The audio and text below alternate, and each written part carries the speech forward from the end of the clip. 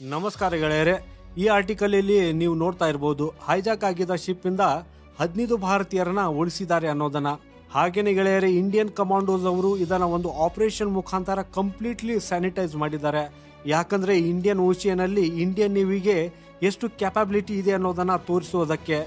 Indian ನೇವಿಯು ಇದರ related ಇರುವ ಎಲ್ಲ ವಿಡಿಯೋವನ್ನ ಪೂರ್ತಿ ಜಗತ್ತಿಗೆ ಶೇರ್ ಮಾಡಿದೆ. ಒಂದು ವೇಳೆ ಫ್ಯೂಚರ್ ಅಲ್ಲಿ ಯಾವುದೇ ಒಂದು ಶಿಫ್ಟ್ ಹೈಜಾಕ್ ಆದ್ರೆ ಭಾರತದ ಜನರ ಪ್ರಾಣವು ಸಂಕಷ್ಟದಲ್ಲಿ ಇದ್ದರೆ ಆಗ ತಕ್ಷಣವೇ ಇಂಡಿಯನ್ ಕಮಾಂಡೋಸ್ ಅವರು ಆಕ್ಷನ್ ಅಲ್ಲಿ ಬರ್ತಾರೆ.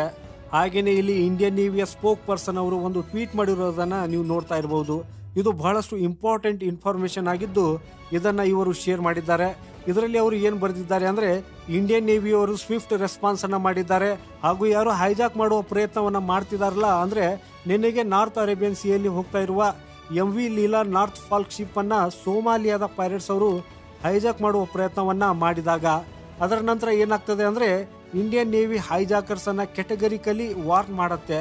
ಅದೇನಂದ್ರೆ, ನಾವು ನಿಮ್ಮ ಹಿಂದೆ ಬರ್ತಾ ಇದ್ದೀವಿ ಹಾಗೂ ನಾವು ದೊಡ್ಡ ಆಕ್ಷನ್ ಅನ್ನ ತೆಗೆದುಕೊಳ್ಳಲಿದ್ದೇವೆ, ಆದಷ್ಟು ಶಿಪ್ ಇಂದ ದೂರವಾಗಿ. ಹಾಗೇನೆ ಗೆಳೆಯರೆ, ಇಲ್ಲಿ ಸ್ಪೋಕ್ ಪರ್ಸನ್ ಅವರು ಪೋಸ್ಟ್ ಮಾಡಿದನ್ನ ನೋಡ್ತಾ ಇರಬಹುದು. The attempt of hijacking by the pirates was probably appointed with forceful warning by the Indian navy. ಹಾಗೇನೆ ಕೆಳಗಡೆ ನೀವು ವಿಡಿಯೋವನ್ನ ನೋಡಬಹುದು.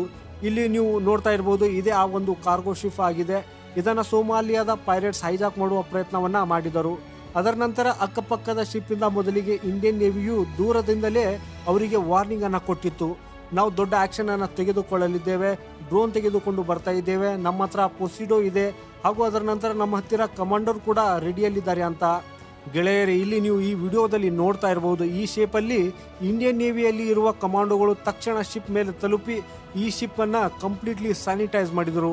ನೀವು ಈ ವಿಡಿಯೋದಲ್ಲಿ ನೋಡ್ತಾ ಇರಬಹುದು, ನಿಮಗೆ ಇದು ಕಾಣಿಸ್ತಾ ಇರಬಹುದು. ಇಲ್ಲಿ ಕೆಳಗಿಂದ ಬರುವಂತ ಕಮಾಂಡೋಗಳು ಇಂಡಿಯನ್ ನೇವಿ ಕಮಾಂಡೋಗಳಾಗಿದ್ದಾರೆ. ನೋಡಿದ ತಕ್ಷಣ ಅವರು ಇಲ್ಲಿ ಯಾವುದೇ ಒಂದು ಅವಘಡ ಆಗಬಾರದನ್ನೋಕ್ಕಿಂತ ಮುಂಚೆ ಶಿಪ್ ಅಲ್ಲಿ ತಲುಪಿ ತಮ್ಮ ಕಾರ್ಯಾಚರಣೆಯನ್ನ ಸ್ಟಾರ್ಟ್ ಮಾಡಿದ್ದಾರೆ. ಬಹಳಷ್ಟು ಫುಟೇಜ್ ಅನ್ನ ಇಂಡಿಯನ್ ನೇವಿ ಅವರು ಶೇರ್ ಮಾಡಿದ್ದಾರೆ. ಹಾಗೇನೆ ಇಲ್ಲಿ ಮಾರ್ಕೋಸ್ ಕಮಾಂಡೋ ಅವರನ್ನ ಆಕ್ಷನ್ ಅಲ್ಲಿ ನೋಡ್ತಾ ಇದ್ದೇವೆ. ಹಾಗಾದ್ರೆ ಮಾರ್ಕಸ್ ಕಮಾಂಡೋ ಬಗ್ಗೆ ನಿಮಗೆ ಹೆಚ್ಚಿನ ಮಾಹಿತಿ ಬೇಕಾದ್ರೆ ಡಿಸ್ಕ್ರಿಪ್ಷನ್ ಬಾಕ್ಸ್ ಅಲ್ಲಿ ಲಿಂಕ್ ಹಾಕಿರ್ತೀನಿ. ಈ ವಿಡಿಯೋದಲ್ಲಿ ಭಾರತದ ಪ್ರಮುಖ ಕಮಾಂಡೋ ಅವರ ಬಗ್ಗೆ ಮಾಹಿತಿಯನ್ನ ಹೇಳಿದ್ದೇನೆ. ಸೊ ಈ ವಿಡಿಯೋನ ಪೂರ್ತಿ ನೋಡಿದ ನಂತರ ಅದನ್ನ ನೋಡಬಹುದು. ಹಾಗೇನೆ ಗೆಳೆಯರೆ, ಮಾರ್ಕೋಸ್ ಇದು ಒಂದು ಇಂಡಿಯನ್ ನೇವಿ ಕಮಾಂಡೋ ಫೋರ್ಸ್ ನ ಶಾರ್ಟ್ ಫಾರ್ಮ್ ಆಗಿದೆ. ಇದು ಬಹಳಷ್ಟು ಇಂಪಾರ್ಟೆಂಟ್ ಫೋರ್ಸ್ ಆಗಿದ್ದು ಇಂಡಿಯನ್ ನೇವಿಯ ಬಹಳಷ್ಟು ಆಪರೇಷನ್ ಅಲ್ಲಿ ಇವರ ರೋಲ್ ಇರತ್ತೆ. ಹಾಗೇನೆ ನೀವು ಇಮ್ಯಾಜಿನ್ ಮಾಡಿ ನೋಡಿ, ಒಂದ್ ವೇಳೆ ಇಂಡಿಯನ್ ನೇವಿಯು ಆಕ್ಷನ್ ತಗೊಂಡ್ರೆ ಆಗ ಈ ಸೋಮಾಲಿಯಾದ ಪೈರೇಟ್ಸ್ ಗಳಿಗೆ ಎಷ್ಟು ಆಘಾತವಾಗಲಿದೆ.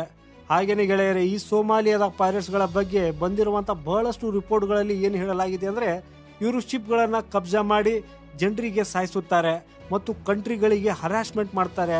ಇವರಿಂದ ಬಿಡಿಸಬೇಕಾದ್ರೆ ಇವರ ಬೇಡಿಕೆಯು ಬಹಳಷ್ಟು $1 ಮಿಲಿಯನ್ ಆಗಿರುತ್ತದೆ ಹಾಗೂ ಬಹಳಷ್ಟು ಬಾರಿ ಇವರು ಶಿಪ್ಗಳನ್ನು ಕೂಡ ಸುಟ್ಟು ಹೋಗಿರುತ್ತಾರೆ. ಅದಕ್ಕಾಗಿ ಇವತ್ತಿಗೆ ಇಲ್ಲಿ ಒಂದು ಬಹಳ ದೊಡ್ಡ ಅವಘಡವನ್ನ ನಿಲ್ಲಿಸಲಾಗಿದೆ. ಇದರ ಬಗ್ಗೆ ಮಾಹಿತಿಯನ್ನ ಮೊಟ್ಟ ಮೊದಲಿಗೆ UK ಒಂದು ಪೋರ್ಟಲ್ UK MTO ಅಲ್ಲಿಂದ ಭಾರತಕ್ಕೆ ಸಿಕ್ಕಿತ್ತು. ಅದರ ನಂತರ ಇಂಡಿಯನ್ ನೇವಿ ಆಕ್ಷನ್ ಶುರು ಮಾಡಿತ್ತು. ಹಾಗೇನೆ ಗೆಳೆಯರೆ, ಇದರ ಬಗ್ಗೆ ಹೇಳುವುದು ಬಹಳ ಅವಶ್ಯಕತೆ ಇದೆ. ಅದು ಏನಂದ್ರೆ, ಈ ಇನ್ಸಿಡೆಂಟ್ ಇಂದ ಅರೇಬಿಯನ್ ಸಿಯಲ್ಲಿ ಇಂಡಿಯಾದ ಪವರ್ ಹಾಗೂ ಇಂಪಾರ್ಟೆನ್ಸ್ ಪ್ರಾಪರ್ಲಿ ಹೈಲೈಟ್ ಆಗ್ತದೆ. ಸ್ಪೆಷಲಿ ಇಂತಹ ಟೈಮ್ ಅಲ್ಲಿ ಹೂತಿಯವರು ಕಾರ್ಗೋ ಶಿಪ್ ಅನ್ನ ನಿರಂತರವಾಗಿ ಟಾರ್ಗೆಟ್ ಮಾಡುತ್ತಿರುವಾಗ. ಹಾಗೇನೆ ನೀವು ವರ್ಲ್ಡ್ ಮೀಡಿಯಾ ನ್ಯೂಸ್ ನೋಡುವುದಾದ್ರೆ CNN, BBC and Al Jazeera. ಹೌದು ಗೆಳೆಯರೆ, ಈ ಅಲ್ ಜಜೀರಾ ಆಕ್ಚುಲಿ ಈ ಪತ್ರಿಕೆ ಇಂಡಿಯಾದ ಬಗ್ಗೆ ಹೆಚ್ಚು ಆರ್ಟಿಕಲ್ ಅನ್ನ ಪ್ರಿಂಟ್ ಮಾಡುವುದಿಲ್ಲ, ಅದನ್ನು ಕೂಡ ಈಗ ಇದರ ಬಗ್ಗೆ ಪ್ರಿಂಟ್ ಮಾಡಿದೆ. ಹಾಗೇನೆ ಗೆಳೆಯರೆ, ಈ ಶಿಪ್ ಅಲ್ಲಿ ಇರುವಂತ ಎಲ್ಲಾ ಜನರು ಇಂಡಿಯನ್ ಅಂತ ಏನಿಲ್ಲ. ಇದರಲ್ಲಿ ಟೋಟಲಿ 21 ಜನರಿದ್ದರು. ಅದರಲ್ಲಿ 15 ಜನ ಭಾರತೀಯರಾಗಿದ್ದರು ಹಾಗೂ ಉಳಿದವರು ಬೇರೆ ದೇಶದವರಾಗಿದ್ದರು. ಅವರ ಜೀವವನ್ನು ಕೂಡ ಇಲ್ಲಿ ಉಳಿಸಲಾಗಿದೆ.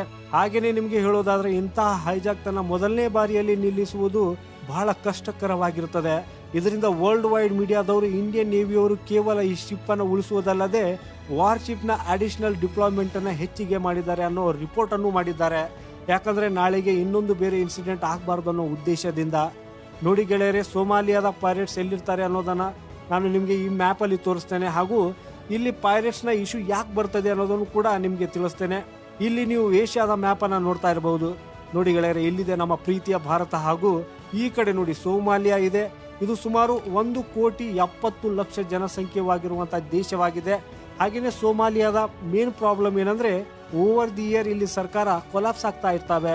ಪೋವರ್ಟಿ ಬಹಳಷ್ಟು ಹೈ ಆಗಿದೆ. ಹಾಗೇನೆ ಇಲ್ಲಿ ನೋಡಿ ಗೆಳೆಯರು, ಸೋಮಾಲಿಯಾದ ಒಂದು ದೊಡ್ಡ ಕೋಸ್ಟಲ್ ರೀಜನ್ ಇದೆ. ಅಲ್ಲಿ ಬಹಳಷ್ಟು ಪೈರೇಟ್ಸ್ ಗ್ರೂಪ್ಗಳು ನಿಂತುಕೊಂಡಿವೆ. ಇವರ ಸಿಂಪಲ್ ಆದ ಕೆಲಸ ಶಿಪ್ಗಳನ್ನು ಹೈಜಾಕ್ ಮಾಡುವುದು ಹಾಗೂ ಬೇಡಿಕೆಯನ್ನು ಇಡುವುದು ಆಗಿದೆ. 2011ರಲ್ಲಿ ಸೋಮಾಲಿಯಾದ ಪೈರೇಟ್ಸ್ ಕೇವಲ ಒಂದೇ ವರ್ಷದಲ್ಲಿ 212 ಅಟ್ಯಾಕ್ಸ್ ಅನ್ನು ಕ್ಯಾರಿ ಔಟ್ ಮಾಡಿದರು.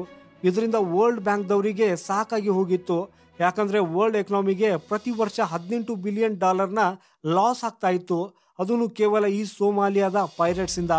ಆಕ್ಚುಲಿ ಅವಾಗಿಂದ ಇವತ್ತಿನವರೆಗೆ ನೀವು ಕಂಪೇರ್ ಮಾಡಿದರೆ ಓವರ್ ಆಲ್ ಸೋಮಾಲಿಯಾದ ಹೈಜಾಕಿಂಗ್ ನಂಬರ್ ಈಗ ಬಹಳಷ್ಟು ಕುಂಠಿತಗೊಂಡಿದೆ. ಆದರೆ ಕಳೆದ ಕೆಲವು ಸಮಯದಲ್ಲಿ ಅರೇಬಿಯನ್ ಸಿಯಲ್ಲಿ ಶಿಪ್ಗಳ ಮೇಲೆ ಯಾವಾಗ ಯೆಮೆನ್ನ ಹೂತಿ ರೆಬಲ್ಸ್ ಅವರು ನಿರಂತರವಾಗಿ ಅಟ್ಯಾಕ್ ಮಾಡ್ತಾ ಇದ್ದಾರೆ, ಇದರಿಂದಾಗಿ ಸೋಮಾಲಿಯಾದ ಪೈರೇಟ್ಸ್ಗೆ ಆಕ್ಟಿವ್ ಆಗುವುದಕ್ಕೆ ಒಂದು ರೀಸನ್ ಸಿಕ್ಕಿದೆ. ಯಾಕಂದ್ರೆ ರೆಡ್ ಸೀನ ಮೇಲಿಂದ ಹಾದು ಹೋಗುವಂತ ಆ ಶಿಪ್ಗಳು ಪ್ರಯತ್ನ ಏನ್ ಮಾಡ್ತಿವೆ ಅಂದ್ರೆ ಗಲ್ಫ್ ಆಫ್ ಆಡೆನ್ ಇಂದ ಸೌತ್ ಮೇಲಿಂದ ಹೋಗಬೇಕೆಂದು ಬಯಸುತ್ತಿವೆ. ಯಾಕಂದ್ರೆ ಅವರನ್ನ ಇಲ್ಲಿ ಅಟ್ಯಾಕ್ ಮಾಡಬಾರ್ದು ಅನ್ನೋ ಉದ್ದೇಶದಿಂದ. ಹಾಗೂ ಇದರಿಂದಾಗಿಯೇ ಈಗ ಇದರ ಲಾಭವನ್ನ ಸೋಮಾಲಿಯಾದ ಪೈರೇಟ್ಸ್ ಪಡೆದುಕೊಳ್ಳುತ್ತಿದ್ದಾರೆ. ಹಾಗೆಯೇ ಗೆಳೆಯರೆ, ಇದರಿಂದ ನೀವು ತಿಳಿದುಕೊಂಡಿರಬಹುದು ಈ ಪ್ರಾಬ್ಲಮ್ ಎಷ್ಟು ದೊಡ್ಡದಾಗಿದೆ ಅನ್ನೋದನ್ನ. ಅದಕ್ಕಾಗಿ ಇವತ್ತಿನ ಸಮಯದಲ್ಲಿ ಭಾರತದ ನೌಸೇನೆಗೆ ಅಲ್ ಜಜೀರಾ, BBC ಅಂತ ಎಲ್ಲರೂ ನಮ್ಮ ಭಾರತದ ನೌಸೇನೆಗೆ ಹೋಗ್ತಾ ಇದ್ದಾರೆ. ಇದನ್ನ ನೋಡಿ ನನಗಂತೂ ಬಹಳ ಪ್ರೌಡ್ ಫೀಲ್ ಆಗ್ತಾ ಇದೆ, ಬಹಳ ಸಂತೋಷನು. ನಮ್ಮ Indian Navy rescues trawlers on board as if attacked by pirates off Somali coast. ಎಲ್ಲ ಕಡೆನೂ ನಮ್ಮ ಭಾರತದ ನೌಸೇನೆಯ ಪ್ರಶಂಸೆಯನ್ನ ಮಾಡುತ್ತಿದ್ದಾರೆ. ಯಾಕಂದ್ರೆ ಮತ್ತೊಂದೆಡೆ ಸೋಮಾಲಿಯಾ ಪೈರೇಟ್ಸ್ ಬಹಳ ದೊಡ್ಡ ತಲೆನೋವು ಆಗ್ತಾ ಇದ್ದರು. ಹಾಗೇನೆ ಈ ತಲೆನೋವು ಜಗತ್ತಿನ ಮುಂದೆ ಬಂದ್ರೆ ಒಂದ್ ವೇಳೆ ತಿಳ್ಕೊಳ್ಳಿ, ಇವರ ಹೈಜಾಕ್ ಅಟೆಂಪ್ಟ್ ಸಕ್ಸಸ್ಫುಲ್ ಆದ್ರೆ ಇಲ್ಲಿರುವಂತ ಸೋಮಾಲಿಯಾ ಇನ್ನೂ ಹೆಚ್ಚು ಆಕ್ಟಿವ್ ಆಗ್ತಾ ಇದ್ರು ಹಾಗೂ ಉಳಿದಂತ ಗ್ರೂಪ್ಗಳು ಕೂಡ ಆಕ್ಟಿವ್ ಆಗ್ತಾ ಇದ್ರು. ಈಗ ಅಟ್ಲೀಸ್ಟ್ ಉಳಿದಿರುವಂತ ಸೋಮಾಲಿಯಾಸ್ ಪೈರೇಟ್ಸ್ ಏನ್ ಹೇಳ್ತಾ ಇರಬಹುದು ಅಂದ್ರೆ, ನೋಡಿ ಇಂಡಿಯನ್ ನೇವಿಯವರು ಅರೇಬಿಯನ್ ಸಿಯಲ್ಲಿ ಬಹಳ ಆಕ್ಟಿವ್ ಆಗಿದ್ದಾರೆ, ಅಲ್ಲಿ ಹೈಜಾಕ್ ಮಾಡುವುದು ಇದೊಂದು ಪಾಯಿಂಟ್ಲೆಸ್ ಆಗಿದೆ ಅಂತ. ಹಾಗೇನೆ ಈ ರೀಜನ್ ಅಲ್ಲಿ ಭಾರತವು ಕೇವಲ USA ಮೇಲೆ ಅಷ್ಟೇ ಡಿಪೆಂಡ್ ಆಗುವ ಅವಶ್ಯಕತೆ ಇಲ್ಲ ಅನ್ನೋ ಒಂದು ಮೆಸೇಜ್ ಅನ್ನು ಕೂಡ ಕೊಟ್ಟಿದ್ದಾರೆ. ಹೇಗಂದ್ರೆ ಗೆಳೆಯರೆ, ಮೊದಲಿಗೆ ಇಂತಹ ಇಶ್ಯೂಸ್ ಬಂದ್ರೆ ಜಗತ್ತಿನ ಎಲ್ಲರೂ USA ಕಡೆ ತಿರುಗಿ ನೋಡ್ತಾ ಇದ್ದರು. ಇಲ್ಲಿ USA ಬರ್ತದೆ, USA ಸೇನೆ ನಮಗೆ ಉಳಿಸ್ತದೆ ಅಂತ ಹೇಳ್ತಾ ಇದ್ದರು. ಯಾಕಂದ್ರೆ ಅರೇಬಿಯನ್ ಸೀನ ಈ ಏರಿಯಾವನ್ನ ನೋಡುವುದಾದ್ರೆ ಆ ಸಮಯದಲ್ಲಿ ಅಂದ್ರೆ 2010ರಲ್ಲಿ ಹೆಚ್ಚು ನೇವಿ ಆಕ್ಟಿವ್ ಆಗಿ ಇದ್ದಿದ್ದಿಲ್ಲ. ಹಾಗೇನೆ ಯಾವುದೇ ಕಂಟ್ರಿಗಳ ಹತ್ತಿರನೂ ದೊಡ್ಡ ನೇವಿನೂ ಕೂಡ ಇದ್ದಿದ್ದಿಲ್ಲ. ಅದಕ್ಕಾಗಿಯೇ ಜನರು ಅಮೆರಿಕನ್ ನೇವಿ ಎಲ್ಲರಿಗೂ ಉಳಿಸುತ್ತದೆ ಅಂತ USA ಇಂದ ಎಕ್ಸ್ಪೆಕ್ಟ್ ಮಾಡ್ತಾ ಇದ್ರು. ಹಾಗೇನೆ ಭಾರತವು ಈಗ ಒಂದು ಮೆಸೇಜ್ ಅನ್ನು ಸೆಂಡ್ ಮಾಡಿದೆ. ಅರೇಬಿಯನ್ ಸಿಯಲ್ಲಿ ಕೇವಲ USA ಮೇಲೆ ಡಿಪೆಂಡ್ ಆಗಬೇಕಂತೇನಿಲ್ಲ, ಭಾರತವು ಕೂಡ ಪ್ರಾಪರ್ ಸೆಕ್ಯೂರಿಟಿಯನ್ನು ಪ್ರೊವೈಡ್ ಮಾಡ್ತದೆ ಅಂತ. ಆದ್ದರಿಂದ ಗೆಳೆಯರೆ, ಅರೇಬಿಯನ್ ಸಿಯಲ್ಲಿ ಭಾರತಕ್ಕಾಗಿ ಇದೊಂದು ದೊಡ್ಡ ಪ್ರೌಡ್ ಮೂವ್ಮೆಂಟ್ ಆಗಿದೆ. ಹಾಗೇನೆ ಈಗ ನನಗೇನು ಅನಿಸ್ತಾ ಇದೆ ಅಂದ್ರೆ, ಈ ಅರೇಬಿಯನ್ ಸಿಯಲ್ಲಿ ಇಂಡಿಯನ್ ನೇವಿಯ ರೋಲ್ ಮತ್ತಿಷ್ಟು ಹೆಚ್ಚಾಗಲಿದೆ ಅಂತ.